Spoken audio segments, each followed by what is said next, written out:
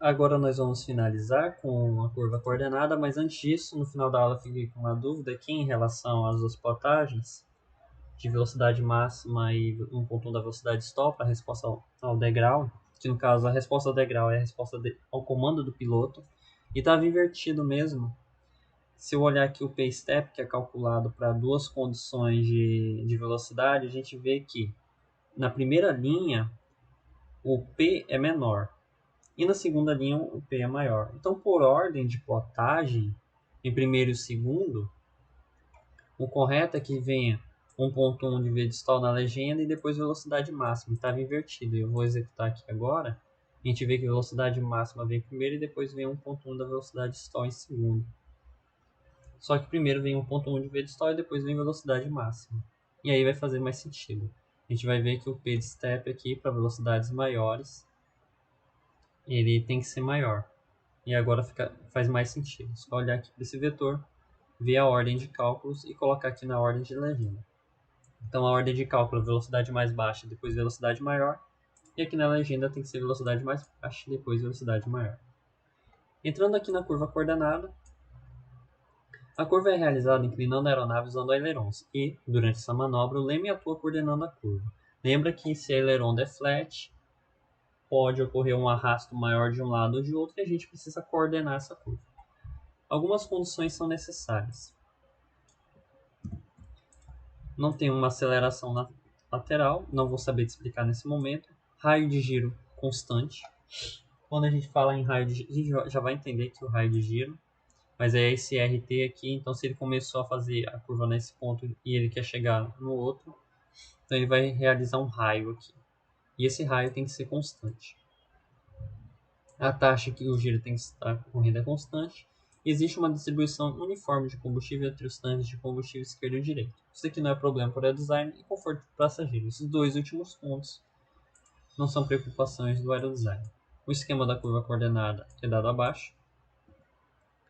E a deflexão simultânea dessa superfície irá criar curva coordenada. As duas superfícies quais? Leme e aileron. Curva coordenada. Uma coisa é fazer só a curva, e você pode derrapar nessa curva, você pode sair do raio dela. Outra coisa é você realizar essa curva coordenada, que é o leme atuando corrigindo a trajetória, embora a aeronave possa ter um ângulo de derrapagem diferente de zero. O diagrama de forças nessa condição é dado a seguir. Então a gente tem a curva aqui à direita, a representação dela em uma vista em planta, a manutenção do raio de giro constante. A gente tem, eu esqueci o nome dessa variável aqui grega, mas é uma taxa que é a taxa com que ele está realizando esse movimento. A gente tem aqui uma representação da aeronave, que a gente tem uma força centrípeta aqui apontando para o centro, o ângulo de inclinação φ, a sustentação resultante jogando a aeronave para um lado, peso, e aqui a taxa com que ela faz essa curva. Então, é feita a seguinte modelagem, conforme falei, só de forma resumida. Ele vai chegar a três equações praticamente. Essas três equações têm três variáveis a serem determinadas. Então, a gente tem força centrípeta aqui, não é só um cálculo de força mesmo. Mas as três equações são força do aileron resultante em Y, momento do aileron resultante, não me lembro se é em Y também. E são dois outros momentos aqui. Mas a gente tem a primeira equação em função da força lateral, tanto que a gente tem CY beta, CY delta A, CY delta R. Depois nós temos o momento lateral. Então a gente também tem tanto o leme quanto... A gente vai ter o leme aqui atuando. Vai ter os três, na verdade, que atuam. Aileron, leme, as taxas de CLR aqui, no caso é a taxa do leme. CNR, taxa de leme também. E vamos ter o CL beta e CN beta. Um é momento lateral, outro é momento direcional. Momento lateral, momento direcional. Para se determinar a deflexão do leme ΔR necessária para tornar a curva coordenada, as três equações devem ser resolvidas simultaneamente, onde outras variáveis a serem determinadas são as deflexões do aileron e o ângulo de derrapagem. O autor também menciona o caso especial de curva coordenada para um bimotor com os motores inoperantes. Para fazer o cálculo da curva coordenada, a gente precisa trazer inúmeros cálculos que a gente já viu. Dimensionamento de estabilizador vertical, horizontal, várias constantes, os raios aqui, a gente tem que dimensionar leme, tem que colocar desempenho aqui também. Então tem uma porrada de cálculo que tem que ser adicionado, que a gente já viu anteriormente. Mas no geral, a gente está adicionando aqui novos cálculos, como CYR, que é a taxa de guinada que eu já não nem lembro mais de onde é que vem os cálculos aqui de CYR, CLR, CNR, que entram aqui diretamente. Então a gente vai ter Nelson, vai ter Sadray, pode até o Phillips aqui para fazer esses cálculos. Mas a gente tem aqui o CL delta R, que no caso é o efeito do leme durante o rolamento. Nós temos Y delta A, que é a força lateral que o aileron pode estar exercendo, é zero mesmo. A gente não considera uma força lateral devido ao aileron, mas a gente considera aqui o efeito que o aileron tem na guinada, por isso que é CN aqui. Lembra lá de CN beta direcional? CN delta A é o efeito da deflexão do aileron no momento de guinada. Depois nós temos os cálculos de momento de inércia, e esse daqui é um produto de inércia que a gente pode considerar zero inicialmente. Então nós temos as taxas de guinada à faixa de curva, é o psi, aquela variável que eu estava em dúvida e apareceu no desenho da psi. E para a solução do sistema tem um beta aqui igual a zero, só para definir. As nossas variáveis simbólicas são beta, delta A e delta R, que são três equações das três variáveis que a gente quer determinar. Existem os auxiliares aqui para a gente poder estar fazendo os cálculos. Então nós temos FAYT, LAT e NAT. Compare as equações que são apresentadas lá com as que estão aqui. Aí você pode estar entendendo. E aqui é montado o sistema. E depois é feita a resolução. São três equações, três variáveis.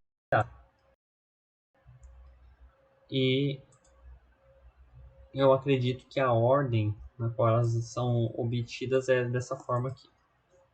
O beta vai ser o primeiro, delta A o segundo, delta R o terceiro. Porque o Sadray ele não tem uma forma de te explicar aqui como são feitos esses cálculos. Ele não te tem um exemplo. Ele te dá as equações e fala o que tem que ser feito, mas não há um exemplo. E aqui a gente tem os resultados para os cálculos de curva coordenada. Vamos olhar aqui à direita. Então a gente tem deflexão do leme, aileron e beta. O que eu acredito é que essa análise aqui esteja errada ou incompleta, porque os resultados não fazem sentido. Uma curva coordenada que resulte um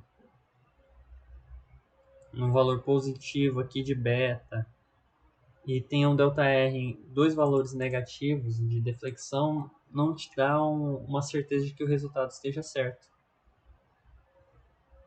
para o cálculo. E mesmo que você vá alterando aqui as equações, eu já revi várias vezes os cálculos dessas equações, revi as variáveis, e eu não consigo encontrar valores corretos para ΔR, ΔA e beta. Eu acredito que a modelagem não esteja feita da melhor forma possível, não sei em que ponto ela é confiável, mas eu não utilizo. Existem outras análises ali que o Phillips faz, que são mais confiáveis. Então esses valores aqui, que quando a gente obtém não faz sentido, a gente tem que ter ΔR positivo para beta positivo.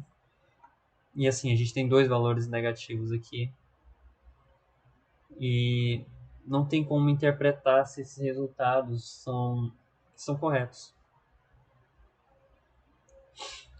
Mas o Phillips tem um exemplo, que é o exemplo 671, que faz análise de curva coordenada bem mais didático.